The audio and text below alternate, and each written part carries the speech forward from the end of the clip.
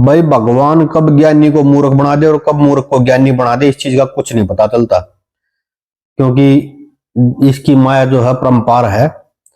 तो आज इसी बात पे मूर्ख और ज्ञानी के ऊपर ही एक छोटी सी कथा सुनाओगे आप लोगों ने। इसको हास्य कथा मानो या प्रेरणादायक मानो। और ये कथा रहेगी कवि कालिदास के बारे में।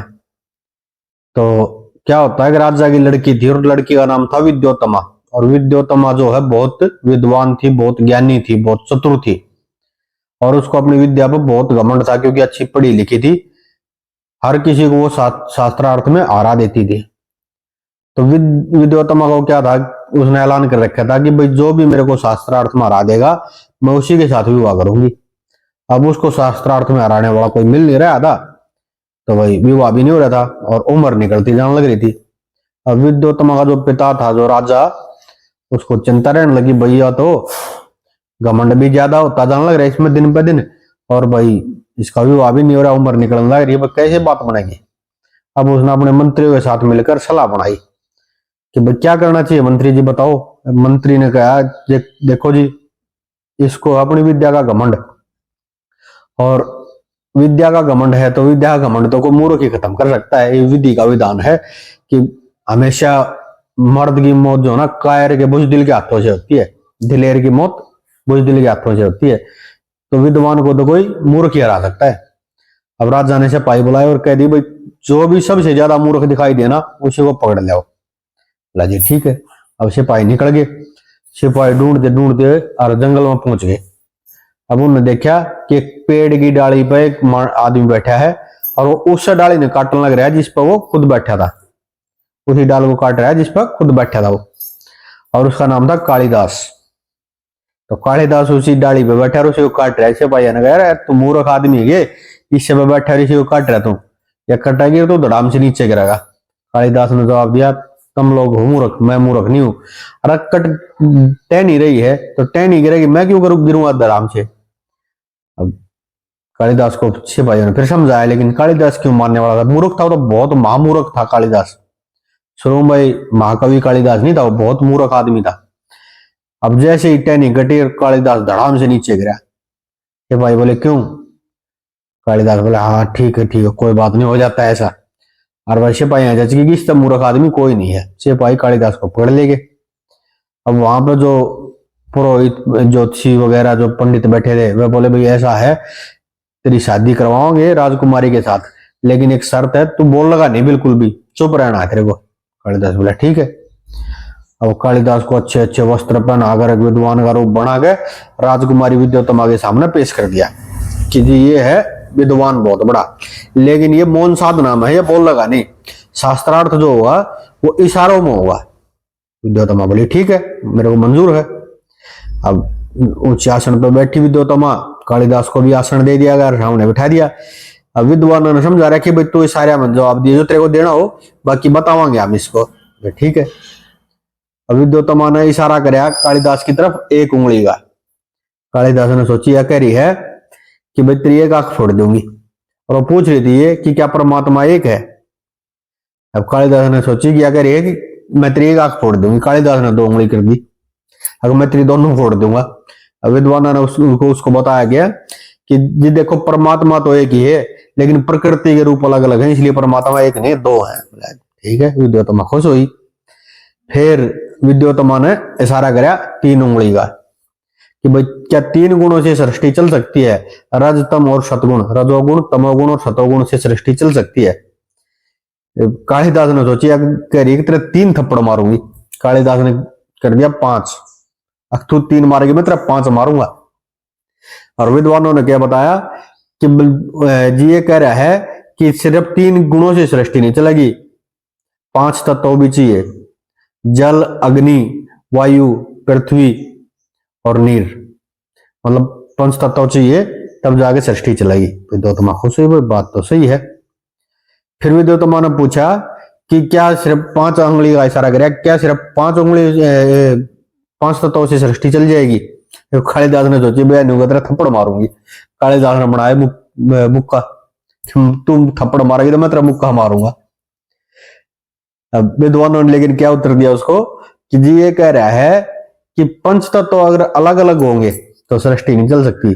जब इस पंच तत्व से एक जीव बनेगा तो सृष्टि की उत्पत्ति होगी, तब सृष्टि चलेगी। विद्योत्तमा खुश होगी, भाई खुश होगी तो शास्त्रार्थ में हार मान ली और कालिदास के साथ शादी होगी, क्योंकि शास्त्रार्थ तो मौन भाषा में हुआ था ना, इशारों इशारों में हुआ था, उसको पता ही नहीं था।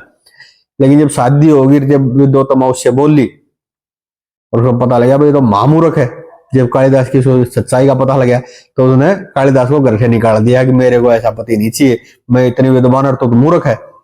और कालिदास बचपन से ही काली माता का मंदिर में जाया करता, काली माता का को देखता रहता था, भक्ति भक्ति कुछ नहीं करता था। लेकिन कालिदास जो घर से निकाला गया जब कालिदास, तो अपमान, बहुत अपमान हुआ, उसका बेइज्जती मान गया और काली माता के मंदिर में जाके बैठ गया और वहीं पर काली माता की स्तुति करने लगा, तपस्या करने लग गया।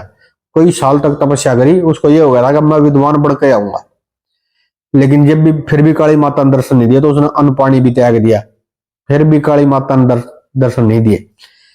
तो एक दिन कालिदास ने फिर ये सोचा कि भाई काली माता मेरे को दर्शन नहीं देगी, मैं अपनी जीवन लीला खत्म कर देता हूँ। और जैसे अपनी गर्दन को काटने लगा तो रात के टाइम काली माता एकदम से प्रकट होगी और उसको सारी विद्याओं का ज्ञान देके चली गई।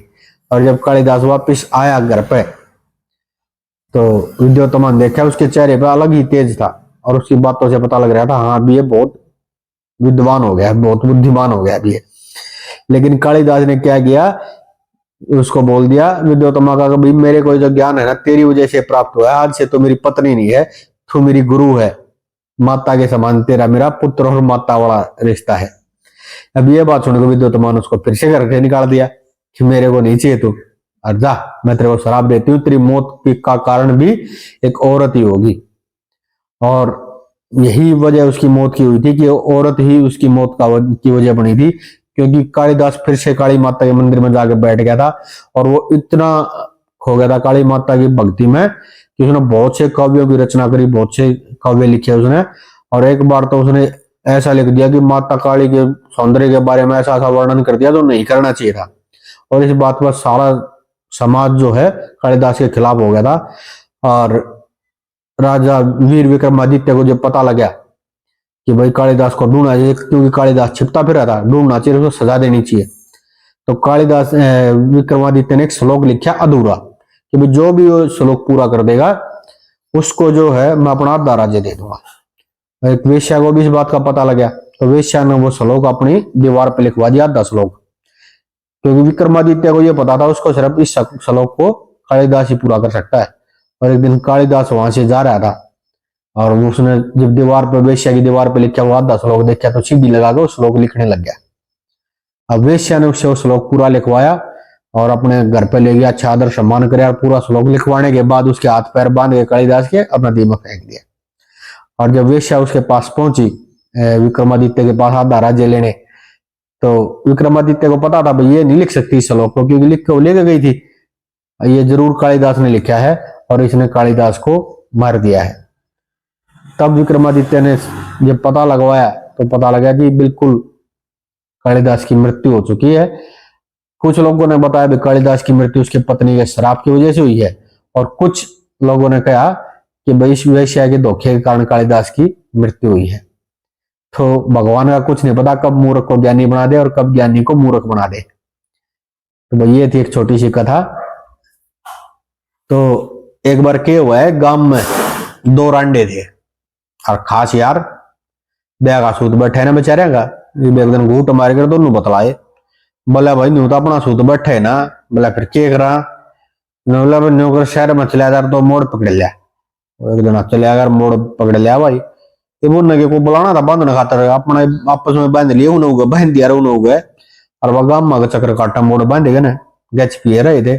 सरपंच ने देख लिया, वो सरपंच ने मार दिया 100 नंबर पर फोन, बोले जी 2 जने खुला रहे मोड़ बांध के ना मेरा की बढ़ेंगे।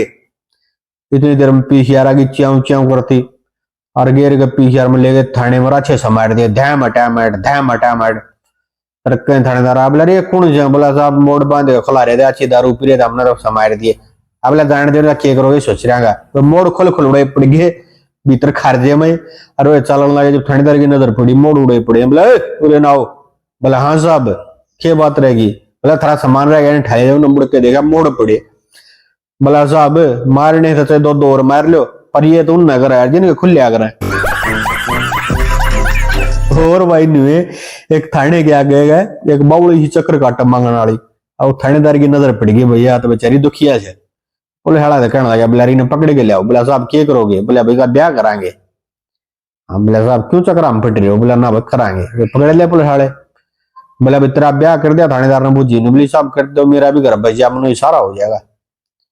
थानेदार बोला भाई की कर लिया करा ब्याह? पुलिस वाला बोला साहब वो अपना लांगरी नहीं था राम सिंह, वो रांडा है ना आसिफ भाई, वो कर दो। हाँ बोले लियाओ बात पकड़ेगा राम सिंह ने। राम सिंह तो बूझी ब्याह कर दिया तेरा। हाँ साहब कर दो। बोले घर बच जाए मेरा भी।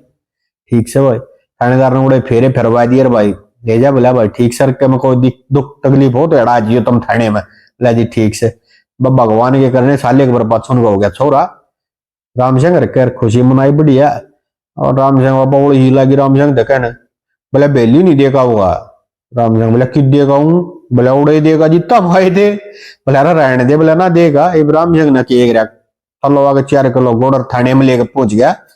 और धरे बैठा जोड़े ने और ऊपर आटे गिरा बोल रहा था ना बेंच पे बैठा तड़के तो सांझ होगी इतना बोलो थानेदार की नजर पड़ी। बोला तू कौन से क्या बड़े तेरा? बोला साहब मैं राम सिंह। बोला कौन राम सिंह? बोला तुमने ब्याह था वो ये। हाँ हाँ। बोला ठीक पछाण लिया। बता क्या करना है? बोला कर्ण के बेली देना हूँ पीड़िया लेगा जियो।